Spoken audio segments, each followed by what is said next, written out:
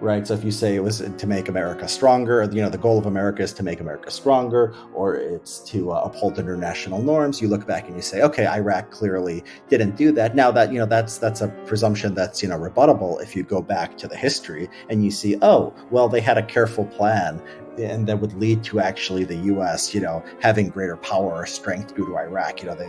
They had a plan to seize the oil or something, or to do something else, but it didn't work. And then you look at the history, and then it only hurts more the theory of grand strategy. I mean, the lack of thought that was put into Iraq and Afghanistan at the very beginning and the key decisions, is shocking. I'm Jack Goldsmith, and this is the Lawfare podcast of June 7, 2022. What, if any, theory of international relations best explains U.S. foreign policy outcomes? Why, for example, did President Biden withdraw American forces from Afghanistan, re-engage Iran on the Joint Comprehensive Plan of Action, and impose harsher than expected sanctions on Russia, and gave more than expected support to Ukraine following the Russian invasion? I sat down with Richard Hanania, the president of the Center for the Study of Partisanship and Ideology, whose new book, Public Choice Theory and the Illusion of Grand Strategy, seeks to provide answers to these types of questions. We discussed Hanania's view that academic theories about American grand strategy cannot explain important U.S. foreign policy outcomes, and his argument that these outcomes are better explained by public choice theory, and especially by the dominant influences on the presidency of government contractors, the national security bureaucracy, and foreign governments. We also discussed whether realist complaints about these influences are consistent with realist premises about how to discern the national interest and the value, if any, of international relations theorizing. It's the Lawfare Podcast, June 7, Public Choice Theory and American Foreign Policy. Richard, your book is called Public Choice Theory and the Illusion of Grand Strategy: How Generals, Weapons Manufacturers, and Foreign Governments Shape American Foreign Policy. And that's a pretty accurate description of the thesis of the book. I would put it this way.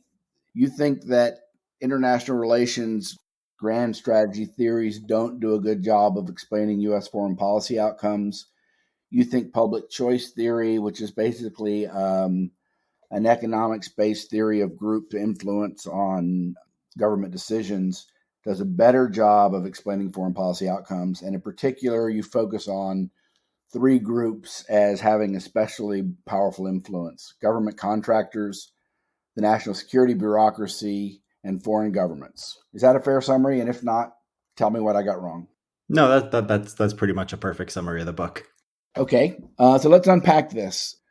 Talk to us about what grand strategy is. What is that? It's a term in the IR literature. Tell us what that is, and tell us what the U.S. grand strategy is said to be. So grand strategy is the idea that a state is putting together its various forms of power, its various forms of ways of influencing the world. That's diplomatic, military power, economic power, towards certain ends. And it doesn't say, the theory that there's a grand strategy doesn't say about what that strategy is. It could be ideological. It could be, often it's thought to be something having to do with protecting national security or advancing the, economic or material interests of the country. It doesn't necessarily have to be that, although that's the way it's often thought of in the literature. That's the idea. And then the American grand strategy, it's basically, this is sort of the, whenever you're reading analysis of foreign policy, it's not just you're reading professors of international relations. When you're reading like a New York Times article that is a news analysis or something in foreign policy or a report by a think tank, it's sort of the water in which we're fish swimming in the water. This is sort of the assumption there. And then the specifics of American grand strategy. There's generally two. People have all kinds of ideas of what causes foreign policy, but I think people who are the most prominent individuals and most influential people writing on the subject or thinking about the subject. There's liberal internationalism, the idea that the U.S. is defending some kind of international norms. It's advancing international law. And then there's the idea of primacy, which is the idea that the United States basically just wants power to have power to be able to maintain its influence in the world in order to achieve its own interests. And that means things like heading off any potential challengers, any potential rival superpower.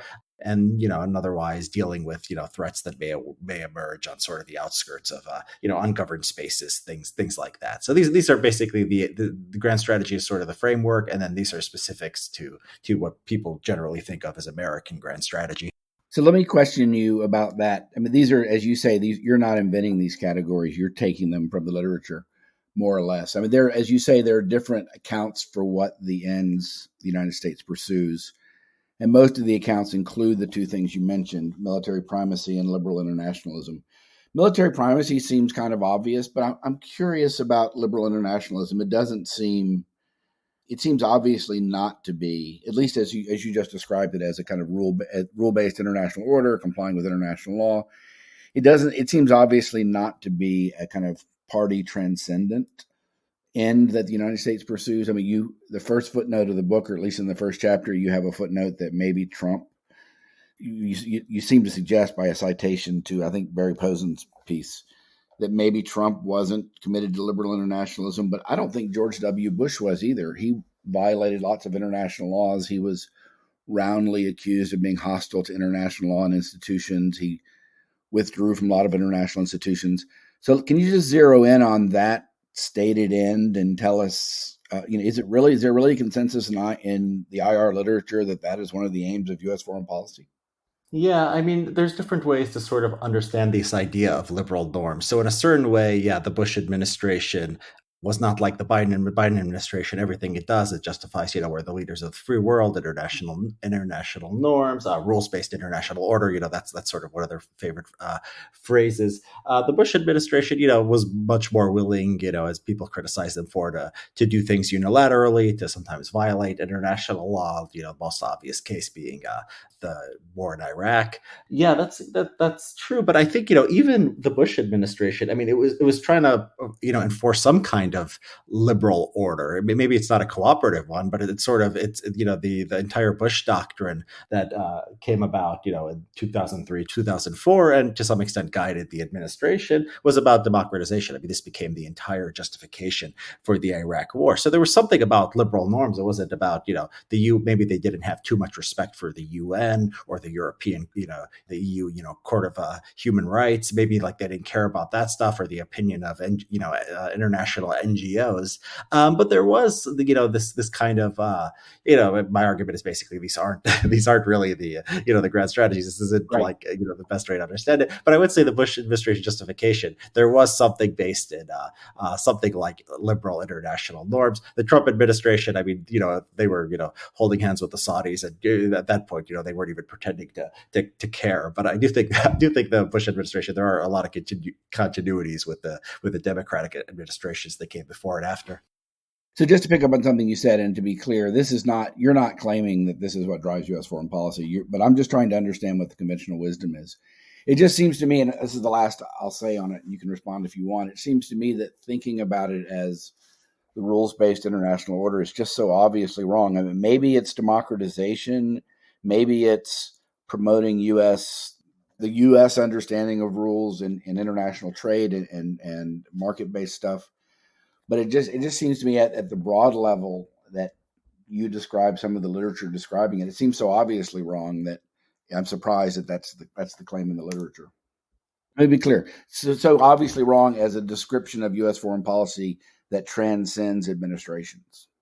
Yeah, I don't know if I do have some, quotes in there from like people like I think people like John Eikenberry. You say it's obvious that that's not what the U.S. is doing. I mean, but the Biden administration can't stop talking about it, so they must think it's they either believe it or they must think it's at least convincing to some people. It's it's probably not you're right. A lot of the more sophisticated international relations theorists can look at American foreign policy and say that's clearly not what we're doing. But some important people do apparently believe what we're doing. So it has to be the argument has to be addressed.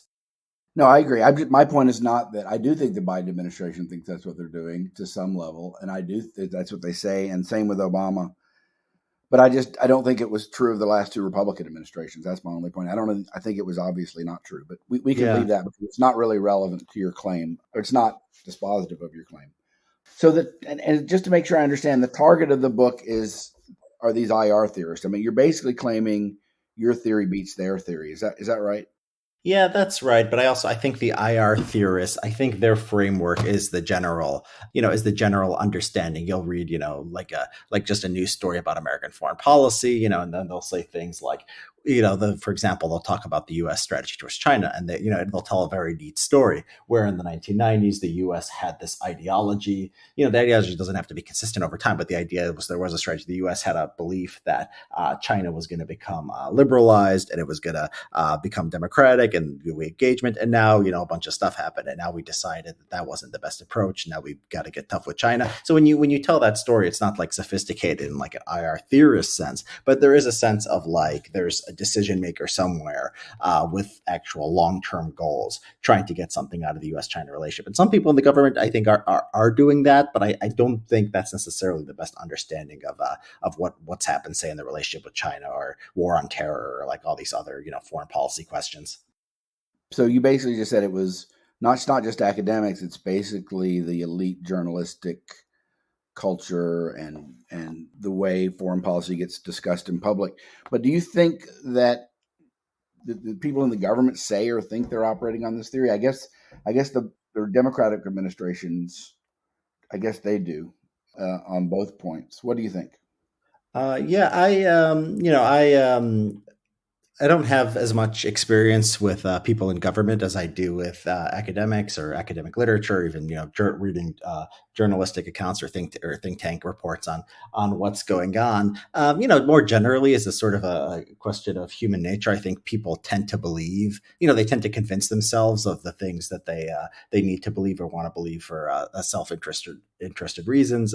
Robert Trivers' evolutionary theory here is something that's had a major influence on my thinking. So I tend to believe that as a general matter, government officials, like most people, convince themselves of certain things. Now, it's possible that, in some cases, it's possible that they don't. And if they don't, if that's not the dominant understanding within government, it's still, worth going to everyone else and saying, hey, this is really not what they're doing. One of my arguments in my book is actually this is sort of flattering to this is a sort of a self-flattering portrait of American foreign policy. So people in government would sort of have an interest, whether it's a conscious sort of misleading the public or not. They would have an interest in sort of believing this. So I wouldn't be surprised if I wouldn't be surprised actually either way. But yeah, the argument doesn't depend on whether actually people within government believe the story of grand strategy. Okay, so before we get to your public choice account, can you just tell us, briefly why you find IR grand strategy theories lacking in terms of explaining U.S. foreign policy outcomes? There are lots of examples in the book. Could you just give us a few? Sure. So, I mean, I came at this. I was interested in foreign affairs for a long time before I went to graduate school and studied it as an academic discipline.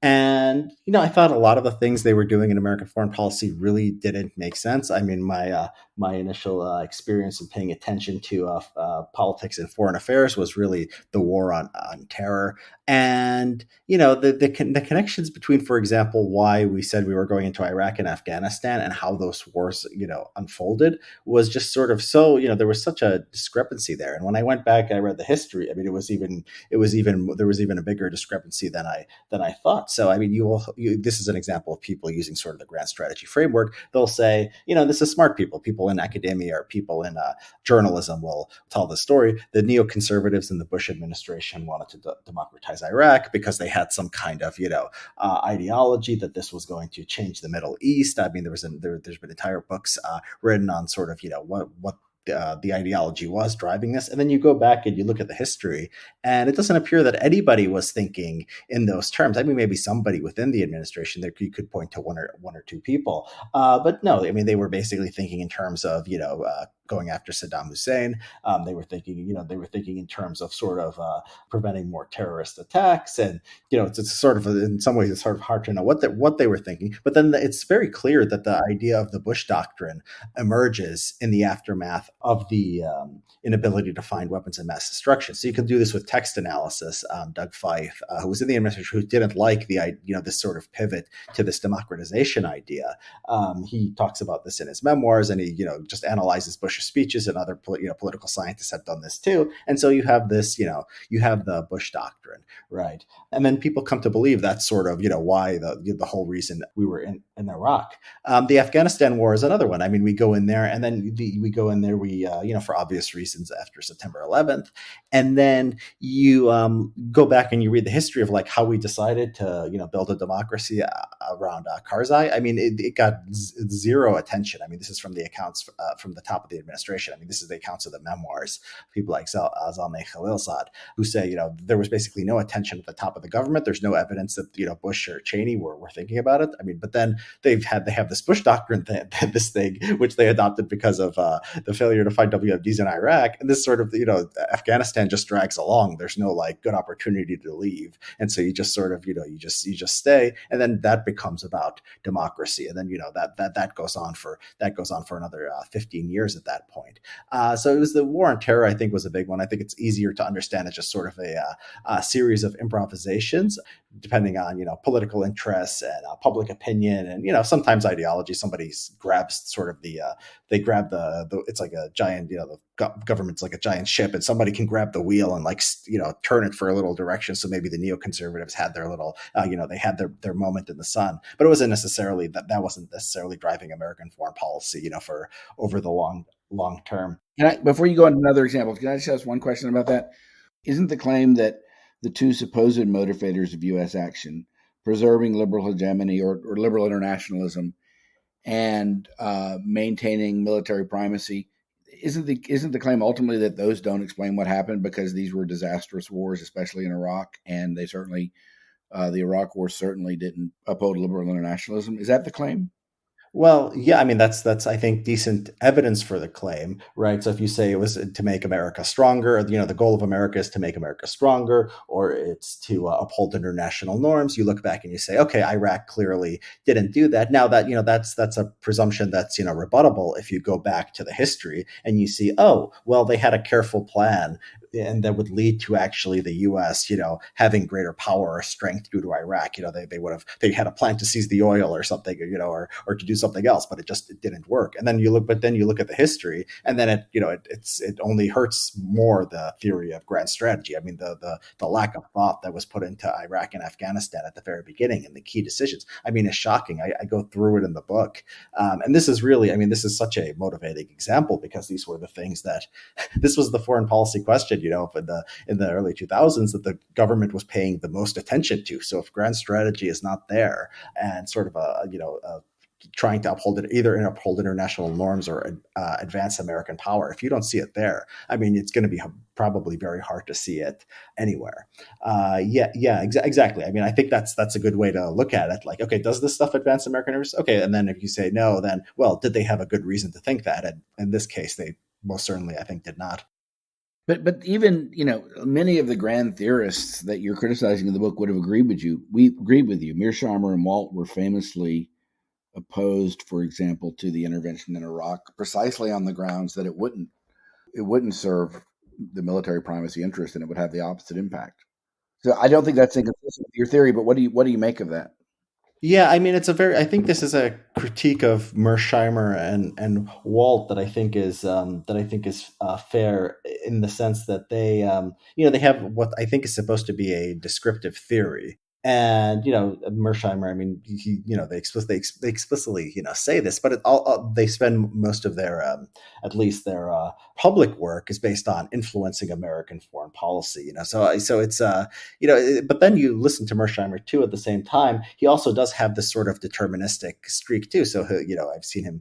He's written that the U.S. will in the end defend Taiwan just because sort of the laws of the sort of his framework of understanding international relations says that China is the great threat to the U.S. It's the only one that objectively can have as much power and potentially threaten it. So the U.S. in the end will confront China, and it will fight Taiwan. But then it's like if you look back at the war on terror, Mersheimer will acknowledge the U.S. did not act in accordance with the theories of realism. So the question is like, why now that we're going to turn attention to the China question? Why won't these same pathologies manifest themselves? And he might have an answer, something to do with maybe an actual hegemonic threat, potential hegemonic threat, that could potentially focus the mind and focus the country in a way that something like the war on terror didn't. But I mean, the rise of China has been foreseeable for a very long time. So if he thinks we've been maybe not taking China seriously enough all this time, like I don't know exactly what the point is where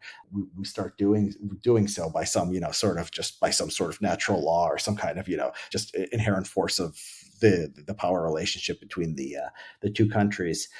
So yeah, I think you're right. I think you're right that realism is at least the realists who are making public arguments about this. I think there is a bit of a contradiction there, and they are they do, like you said, they do acknowledge that the U.S. often doesn't act in accordance with realist theories, and I myself am sort of puzzled in how they reconcile this. So I want to come back to Mearsheimer and Wald after we talk about public choice theory, but just give us one or two more examples if you could.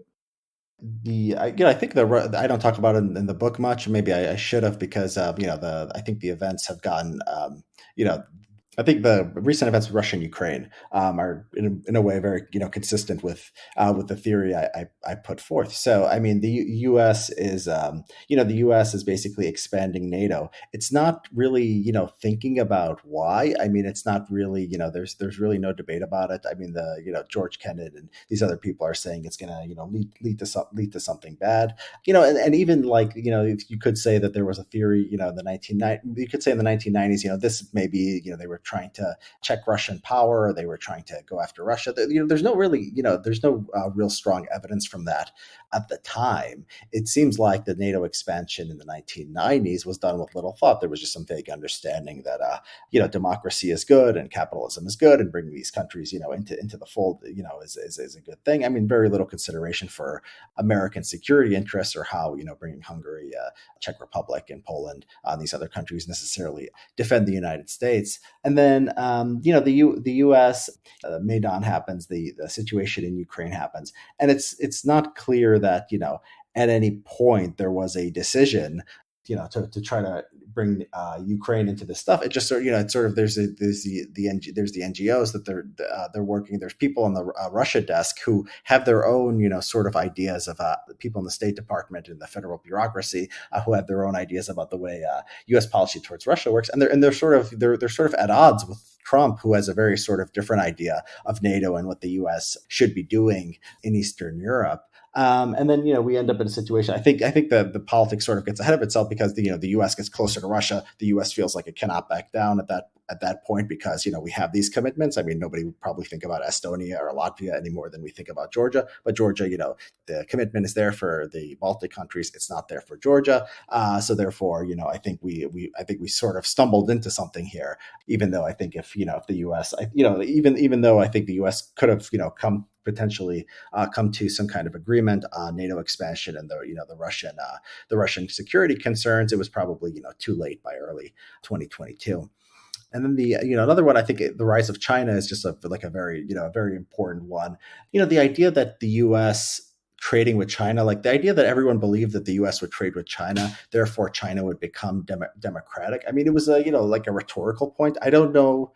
It's hard to see why people would have thought that, and it's hard to actually see like other examples of that kind of thinking in American foreign policy, because we have a sanctions regime that basically has the opposite idea, that you're going to pressure countries, that you're going to cut them off from the international system, and that somehow will induce better behavior. Well, when it came to China, we took the opposite strategy, and I think it's better explained by the fact that there was the most massive somebody called it the most massive lobbying campaign in the history of American big business to bring China into into the WTO just to open up China. And, the US did do that. And then, everything else that happened with China, it becoming more powerful, it's starting to push its weight around. I mean, all of that was completely foreseeable once this country started growing economically. And now we're turning toward a more confrontational, the confrontational approach to China. I do think, in the Trump, this grand strategy thing, whether it exists or not, it's sort of on a spectrum. I mean, some things look like nothing like a grand strategy, and some things do look like a grand strategy. So I think the war on terror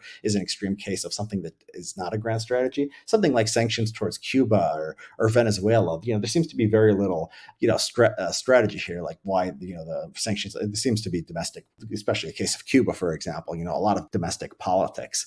I think that the China one, I think we're more, the Trump administration in particular, they were more inclined towards the grand strategy sort of end of things. I mean, particularly they've gone after Huawei, the U.S. trying to sort of build alliances in the region. This sort of you have a lot of the publicization of sort of Chinese.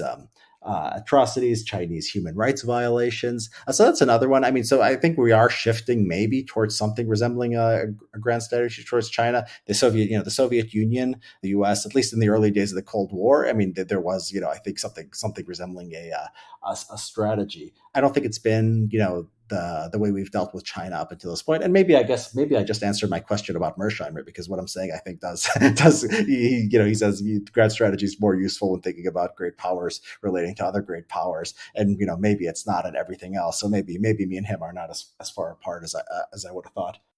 Yeah, I'm going to come back to that in a second. So most of our listeners will understand what public choice theory is, but could you just run through your account as quickly as you can, and with regard to the three groups that you think are most dominant, and explain, what you think the drivers of U.S. foreign policy are, and then maybe take one of your examples, China or Ukraine, and explain how you think your theory explains U.S. foreign policy behavior better there. Sure. So, public choice theory is basically you're taking the tools of economics and you're using it to understand politics. And the tools of economics starts with the idea that, you could imagine there are rational, self-interested actors, and then you assume they're seeking their own interests, and then you take that and then you build a framework for understanding politics or a policy area. And one of the most important ideas in public choice theory is the idea that groups with concentrated interests get their way over groups with diffuse interests. So if you have a tariff, question about a tariff, and not having a tariff benefits every consumer, a little bit, but putting the tariff onto some goods coming into the country really helps the domestic producer. The domestic producer is going to have an advantage. I think, something like public choice theories, some kind of political, maybe they don't call it that in like political science. I think that is our sort of default understanding of politics. I mean, so when you think about healthcare or you think about immigration, I give those examples in the book. People don't think in terms of grand strategy. We understand the healthcare system is a mess. We understand the immigration system is a mess. We understand it's a bunch of historically contingent decisions based on politics and other things that have gotten us to this point. So I think foreign policy is best understood in that framework rather than the grand strategy framework. And so I think the first thing you do, or one of the first things you do when you apply public choice theory to an area, you look for where are the groups with a concentrated interest in a policy outcome. So there are a few. The government itself is an interest group. I mean, so like the Pentagon, the NSA, the CIA. I mean, there's plenty of examples of them influencing American politics. I mean, often, they can have different opinions about what American foreign policy should be. One thing you should expect them to all agree on is, not to ever cut the federal, the defense budget or the CIA budget or anything like that. You'd expect them to want to sort of at least maintain their own power and influence. And that's what we do find that can manifest itself in a more hawkish foreign policy. I think that has been the case in the last few administrations on Afghanistan in particular. the Pentagon was much more inclined to want to stay than either any of the last three presidents. I mean, Obama, Trump, and Biden. And there's you can the histories of these are very interesting because it wasn't like the presidents were really in deep disagreement with the Pentagon, with the national security bureaucracy, but they were doing their own thing and they were trying to raise the political costs of pulling back from the war, which to a certain extent each of those presidents wanted to do, particularly Trump and then Biden, who was finally able to do it successfully. So you have them. You also have the contractors, the weapons manufacturers. Some of these companies like Raytheon and Lockheed. I mean, they're major corporations. They're almost pretty much all the revenue comes from government contracts. So this is the easiest. This is going back to Eisenhower's idea of the military industrial complex. This is sort of maybe the prototypical case of what you'd expect a group to have an influence on policy making from this should be in public choice textbooks. I mean, something like Raytheon or Lockheed, and these things, these companies, their methods of influence are very interesting because it's not like they just it's not like selling soap or it's not like selling deodorant or like getting a tariff, like to enact to justify defense budgets. You have to have some kind of philosophical or an argument or something in the national interest. I mean, people pay attention to it, and what these groups do is they do sort of a old fashioned normal politicking things like providing jobs and then having congressmen and representatives, senators, trying to influence them to act on their behalf. But then at the same time, they do a lot of funding for sort of ideological work. So a lot of think tanks have funding that comes from these defense contractors. I mean, some things are just like you wouldn't have think, like the Project for a New American Century in the 1990s. It was a Lockheed executive. I mean, who was one of the initial founders of that. The Lockheed, the guy named Bruce Jackson, was also influential in lobbying for a lot of the Eastern European countries to get into ultimately they successfully got into NATO in the 1990s. So this is another important one. I mean, these first two, the federal bureaucracy and the government contractors, there's a sort of a symbiotic relationship now because basically all 3 and 4 star generals at this point, or virtually all of them, go work for some kind of defense contractors after they retire, and you can see sort of the interest that's created here. And it's not just it's also high level civilians have also landed somewhere nicely, either corporate gigs or think tanks, often funded by corporate donors, or in many cases both. So you have you have these. I mean, you could it's not hard to imagine how that would influence the behavior within government of either civilian or military leaders. And then foreign governments, it's also a story that's been told. Mersheimer and Walt written about the Israel lobby. Ukrainian, people talk about Ukrainian propaganda doing very well in the last few months. I think in that case, we wanted to buy into sort of what the Ukrainians were selling, so it was sort of a symbiotic relationship there. And it's not just foreign governments. Sometimes it's just foreigners more generally. So Ahmed Shalabi, I mean, was an incredibly influential person in influencing the thought and of the people who were more ideologically committed to invading Iraq before the Iraq War, who were sort of happened to be in the right place in the right time after 9/11. And by some accounts, there was a plan to actually put Shalabi, to make him the leader of Iraq and just get out from Dick Cheney and these other people in the administration. Yeah, and another interesting thing about foreign governments is we have a sanctions regime, and we have a practice of cutting off countries in diplomatic relations, which means we can some countries can influence the U.S. and some factions within countries can influence the U.S. and others can't. So it's very interesting. I mean, that Israel and the Saudis can try to influence American foreign policy, while Iran doesn't even have direct diplomatic relations, much less funding think tanks or their ambassador speaking on the news or anything like that. I mean, there's none of that. So there's sort of this is actually a very interesting and sort of unique aspect of American foreign policy, where we open the gates to some foreign influence and then just completely shut off others. So let me just ask you, I'm surprised that you left out of your groups that have unusual influence business and economic interests, because you just mentioned those as explaining the economic engagement with China going back to the 90s. And it seems to me that does a lot better explanation of our of our posture towards China than any of your explanations. I mean, it's not obvious to me why maybe the national security bureaucracy or the defense contractors would be lobbying in favor of that outcome. It seems, as you just said, to be driven by business interests.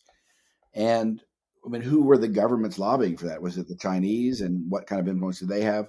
So why did you leave economic interests out of the groups you gave that you elevated as important? And isn't that what really explains the economic engagement of China for the last 25 years, at least until the Trump administration? Yeah, so I think that's a good question, and one reason, what I say in the book is that I think that the business interests were influential in the case of China because there wasn't a direct, immediate term place for the national security interest to have a strong opinion. And so when you go to public choice theory, the idea is a group is influential if they are a concentrated interest, so they can get a disproportionate share of whatever benefit is going to come from a policy choice. So if you think about something like Raytheon or Lockheed Martin, they everything to them, their entire bottom line depends on the defense budget, right? So you might, and if you think about someone like Ahmed Chalabi or something, who was funded by the government itself, actually got started thanks to CIA funding. He wants to be the new president of Iraq. So you could imagine somebody like a country like Taiwan, their existence to a certain extent depends on American foreign policy. So you have these interests that are just have a very deep interest. Now, any particular corporation can try to influence American foreign policy, but it's just one actor in a very wide system. So business as itself is a very diffuse interest. Now, sometimes the reward can be big enough, like opening up China is such a uniquely large reward, right? So you might expect business to act there. And again, in the 1990s, they weren't like facing head to head with the foreign policy establishment or any of these other concentrated interests. Because the Taiwan lobby, but okay, all of American business versus Taiwan. American business can probably gain the upper hand right there. But I think that was a pretty unique case. I mean, I don't think we see a lot of cases like that. Something like opening up China, something like, sanctions on Iran, for example. Some businesses have lobbied against sanctions for Iran. And so, some company could get a benefit from that. But even like if you're like ExxonMobil or something, I mean, that's going to be a small portion of your total global business. And so, I would expect the weapons manufacturers, the federal bureaucracy, I would expect them to have a bigger influence over most things most of the time. By the way, speaking of sanctions against Iran, isn't that a counterexample to your claim that sanctions don't work? I mean, didn't the sanctions against Iran, you claim later in the book that as an explanation, tell me if I get this wrong, you claim that a piece of evidence that these posited tenets of the grand strategy are not driving U.S. foreign policy is that we keep using economic sanctions and they don't work. But isn't Iran a case that did work in the sense of, I mean, tell me I might be wrong, but wasn't it the pretty severe sanctions that brought them to the negotiating table that led to the Joint Comprehensive Plan of Action? Is that wrong? I think that's an accurate interpretation of the course of events. So yeah, I mean, people who've looked seriously at the literature, they find sanctions, usually don't work. Sometimes they say never or almost never. I think almost, I think that would be going too far. I think in the case of the JCPOA, and then the case of Myanmar, the transition to democracy that was aborted recently. I mean, I think that these are cases where they at least arguable cases of sanctions working. So maybe you could say, well, that's rational. That shows that sanctions can be part of a rational foreign policy, something like grand strategy. But others, there's other counterexamples where it's not like they just don't work. This is not the thing. It's like sometimes you can do things that work or they don't work. It's like they don't even try to make them work. It's just the Saddam sanctions in the 1990s. I mean, we have we have documents, and we were able to capture documents and the recordings actually of what the government in Iraq was talking about, in the 1990s and the early 2000s, and they just they were just sitting there sort of scratching their heads like the Americans won't even talk to us.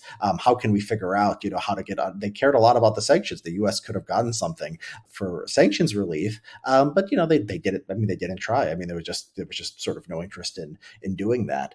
And so this is often how it works. Probably that's how it works more often than the Iran case. And the Iran case is interesting from a grand strategy perspective too, because the next administration came and ripped it up. So you had this sort of you had sanctions, you had this argument working, you had something looking like American grand strategy, but in the end, it was sort of short-term politics and ideology that determined the zigs and zags of Iran policy.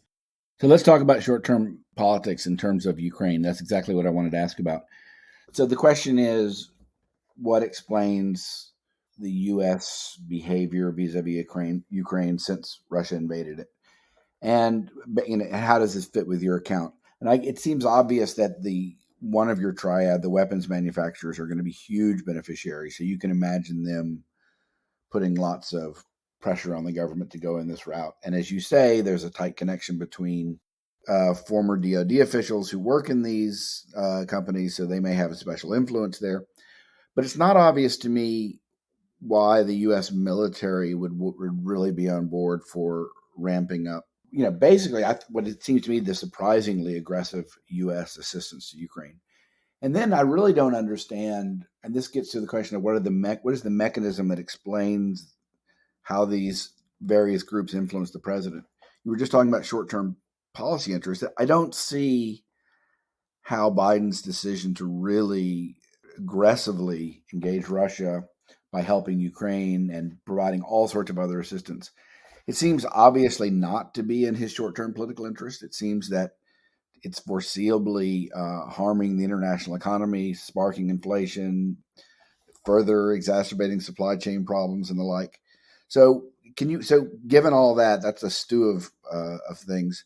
How does your theory explain or account for the U.S. response to the Russian invasion of Ukraine? The U.S. response is interesting. I think one of the best things that can be said for the short-term, a public choice short-term political public choice understanding of the the U.S. policy towards Russia and Ukraine is that the sanctions against Russia actually turned out to be tougher than what was promised. So it was up for debate whether SWIFT would be on the table, something like an oil embargo, which the EU is doing. I mean, this is not just the U.S. This is its allies in Europe too. But you want the point of the sanctions, if it's to deter, you say at least, maybe you exaggerate what you're going to do. You don't downplay what you're going to do. So the US and Europe actually, they surprised everyone by coming out tougher than people expected. And, that's just completely illogical from a strategic perspective. Much tougher. I mean, especially the central bank stuff. Yeah, exactly.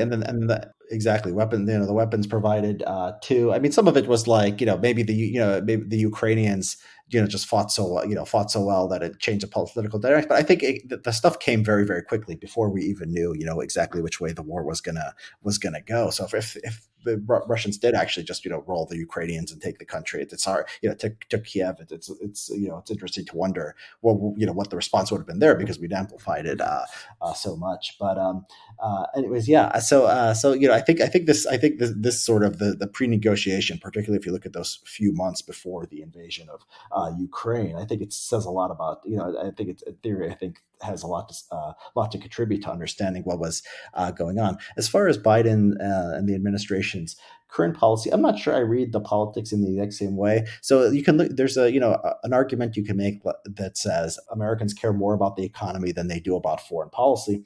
That's true. And if you put those things head to head, people will choose the economy. At the same time, there is such a thing as sort of the tone of the coverage and how the presidency is understood in a more sort of holistic sense. So I thought that the smart move was to pull out of Afghanistan politically, because people don't care about Afghanistan. But as soon as he pulled out of Afghanistan, I mean, Afghanistan became the headlines, and suddenly, the country, the war we'd forgotten about for 15 years, became the main story. And his polling went down. I still think it was probably the right decision, because it's a short-term thing, and it's better, I guess, it's better to rip the Band-Aid off than continue the war, which might have been the only other option, and take casualties, indefinitely into the future. So maybe it was still the right decision. But you could see how sort of what something thing that, just sort of at a naive look, when you take a naive look at it, you sort of wonder how these things play out, and sort of the tone of the media coverage and the tone of, the experts, the people who are on CNN and MSNBC and Fox News. I mean, they tend to be very hawkish people, often part of this military industrial complex that we've been talking about, ex-generals who are now working for some weapons manufacturer. So, if Biden just, tries to do the best thing for the American economy in the short term, because he wants to do well in the midterms and potentially win re-election, he just says, Russia, do whatever you want. We're not going to sanction you. We're going to have trade. We're just going to get the grain out. We're going to figure out how to do this. He does that, though. I mean, he'll get killed in the media. I mean, the coverage will become, Russia starts making progress on the battlefield. Russia's economy is not even being hurt. It's not even being punished for this evil act of aggression. I think that becomes the biggest story in the country. And I think, that potentially hurts him politically. The Republicans are not going to give him credit for saving the economy and stuff. The Republicans who now say, focus on America, America first, don't focus on Ukraine. If Biden does that, and Russia starts taking parts of Ukraine and the economy does get better, they're not going to thank him. They're gonna attack him over Ukraine. So I think I think he is there's at least an argument to be made that this is what he should be doing politically. Maybe it's what he should be doing politically, and the counterfact. I mean, what you're saying is counterfactually, he would have received lots of political heat if he had not engaged as aggressively as he did. But it just seems to me, maybe I'm wrong about this, that the economic consequences are going to hurt him a lot, especially with the upcoming elections, more than a foreign policy, alleged foreign policy weakness would. But you mentioned Afghanistan and the withdrawal, and that one, I have to say, of all the recent foreign policy events, strikes me as the hardest. You might agree with this. The hardest to square with your theory. It's not something. Mm-hmm. You mentioned that 2 prior presidents had come into office, and indeed Obama and Trump had both run on trying to shrink the war, and they came in and they were greeted by, and they both tried, and they both met resistance from the foreign policy establishment, and they both kind of backed down from their initial efforts. But Biden did it, and he did it, and the DOD didn't want him to do it, and certainly the weapons manufacturers didn't want him to do it, and our allies didn't want him to do it, and yet he did it. So, I mean, I guess, how do you square this? Is it that your theory explains a lot of stuff, but ultimately the president, if he wants to take the heat, can overcome these interests? I mean, how do you square that event with your account of U.S. foreign policy? Yeah, exactly as you said. I mean, it's not a deterministic formula that you're going to understand what happens in every potential foreign policy decision, only that there's a tendency. So there was a tendency among concentrated interests to want to keep the Afghanistan war going. They kept the war, the war kept going during the Bush administration. They overcame the resistance from 2 administrations, particularly Trump, I mean, who really, really wanted to get out of Afghanistan, if you read the journalistic accounts and the memoirs of what happened. And then eventually, there was a president who, at some point you just have to understand, there's history, there's something domain specific where something unusual happened, because of some constellation of circumstances. So in this case, it was the fact that Biden, basically since he was the vice president under Obama, he was the most resistant to taking a more hawkish approach to Afghanistan. Biden overruled him. I think Biden, after Obama surged in Afghanistan, everything got worse. The U.S. started taking more casualties, more, territory fell out of the government's hand into the hands of the Taliban. I think Biden felt like he was vindicated by history. I mean, I think he thinks that if people would have listened to him, we would have avoided a lot of mess in Afghanistan. And, he comes into office, and, I think he wants to get out.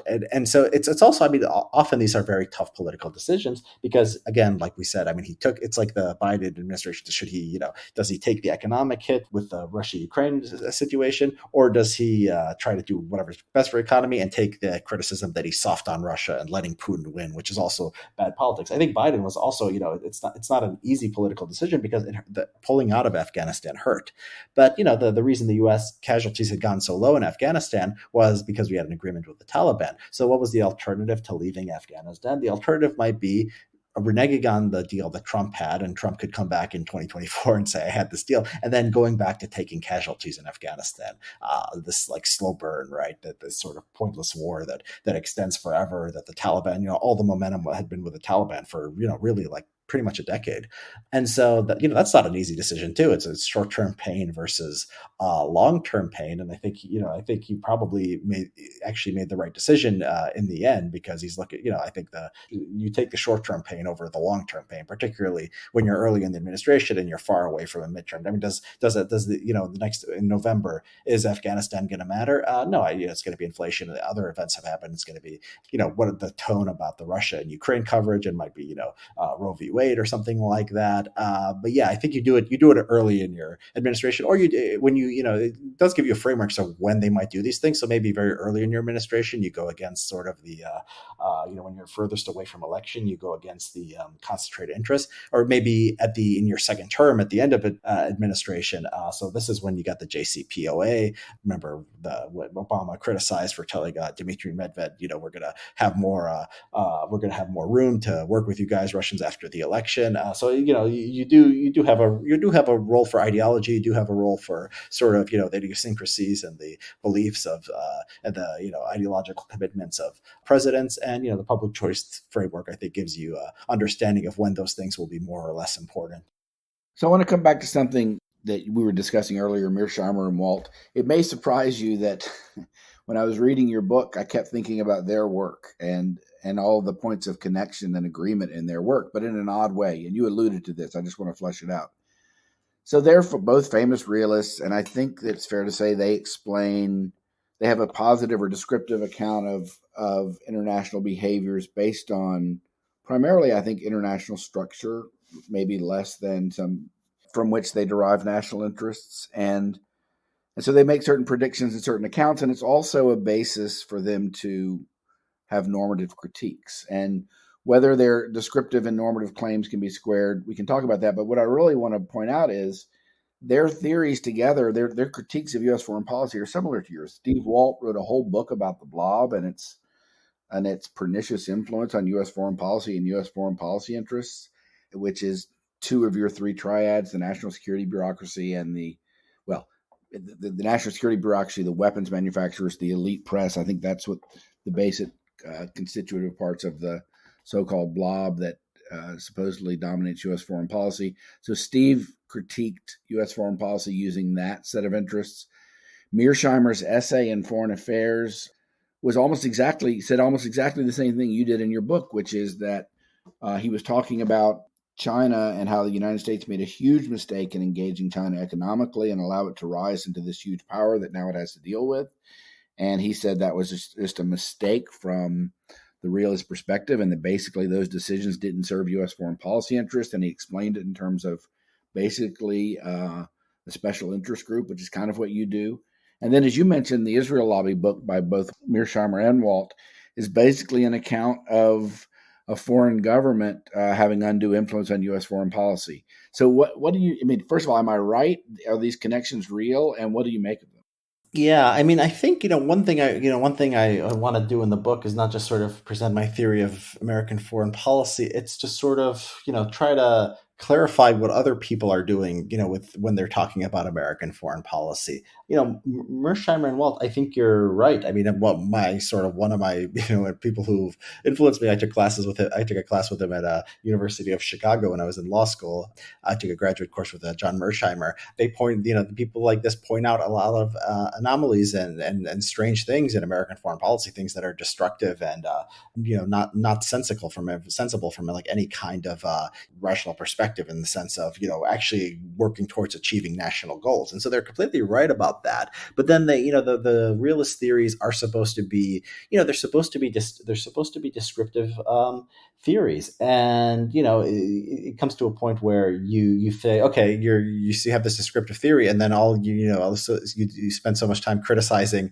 the world for not working in accordance with these descriptive theories. It's like, at what point do you think, okay, the theory is not actually itself very useful? So I think, Mearsheimer in particular, I like his work. He's been a big influence on me, but he's also, I think, I think one difference between me and him is, I think that his understanding is based on things like material interest and just power. And so, Mearsheimer, doesn't think, for example, he wouldn't think that the fact that China is a non-democracy has any effect on sort of either or much effect either on their foreign policy or how Americans perceive them. Now, it's hard to say, whether China's foreign policy would be different or how it would be different. But the idea of just somebody who knows American politics, that idea that our public opinion and sort of how American elites see China wouldn't wouldn't be any different if, say, China had a government that just behaved, internally had the exact same politics of like South Korea or Japan. That's just, contradicts everything that I think we know about American politics. So this led Mersheimer at the collapse of, after the collapse of the Soviet Union, to predict that, Germany, reunited Germany would be seen as a threat by the rest of Europe. He predicted, all these sort of new conflicts based on, the fall of the Soviet Union. And no, it ended up being basically, Russia. It still ended up being Russia and Germany and France. They integrated and were happy to join the EU and give up their sovereignty with, very, very little friction in a grand historical sense. Yeah, I mean, I do think Mersheimer, has good trenchant critiques of American foreign policy, but they're such good critiques that it's sort of it sort of calls the entire underlying theory into question. Yeah. So let me ask you one final question, and that is this. So you were saying earlier, I think in response to my question about the Afghanistan pullout, that your theory doesn't explain everything. You mentioned all sorts of other factors that influence Biden. I think that some of the three factors that you focus on do explain a lot of U.S. foreign policy, especially the tight connection between the defense contractors and the U.S. national security establishment and the government. I think that has to be, and I would also add their connection to the congressional defense committees. That has to be a large explanatory variable for lots of U.S. military-related foreign policy stuff. But I came away from your book asking, what is the point of this theorizing? And I've done this myself in the international law context, trying to give a kind of reductive and elegant explanation for international law behaviors. The older I get, the less I think this is really a fruitful thing to be doing. So I'm just wondering, what do you think? And I think it's all too reductive, and this stuff is too U.S. foreign policy is too complicated. There are too many contingent factors. There are too many unpredictable factors. So do you agree with that or not? But the real question is, what is the point? What is the aim of this theorizing? Either a lot of it seems to me on the descriptive front to really be hidden normative theorizing, that the descriptive claims are the claims that people think explain the world, but they really want the world to be a certain way.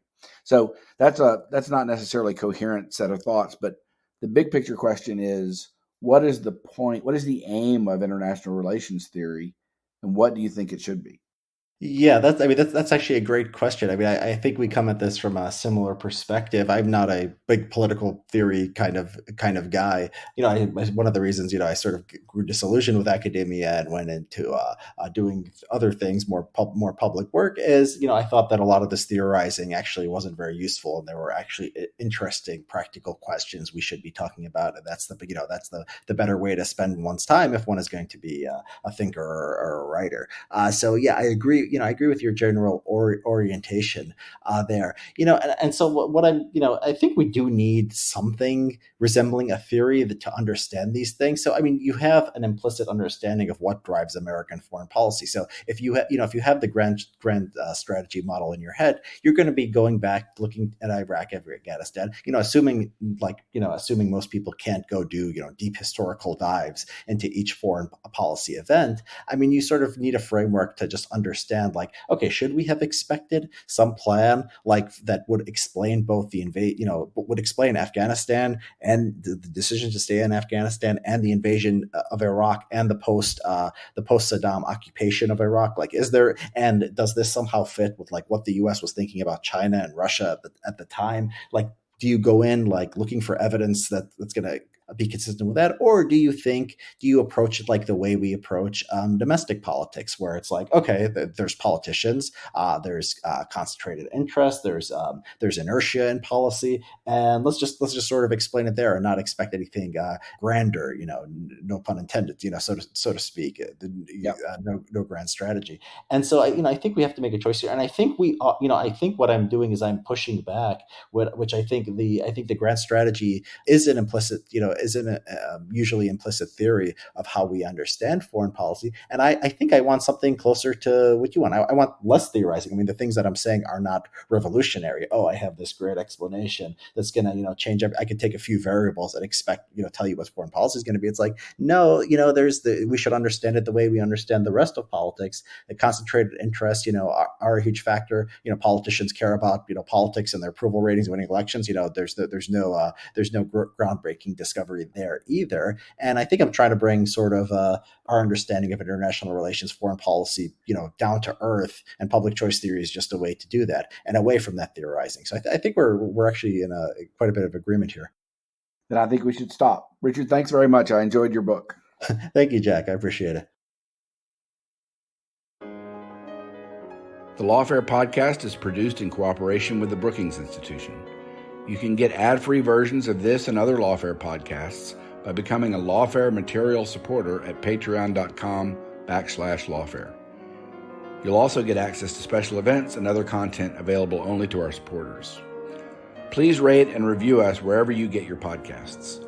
Look out for our other podcasts, including Rational Security, Chatter, and our latest Lawfare Presents podcast series on the government's response to January 6, called The Aftermath. Check out our written work at lawfareblog.com. You can also buy Lawfare swag at thelawfarestore.com. The podcast is edited by Jen Patia Howell, and your audio engineer this episode was Kara Schillen of Goat Rodeo. Our music is performed by Sophia Yan. As always, thank you for listening.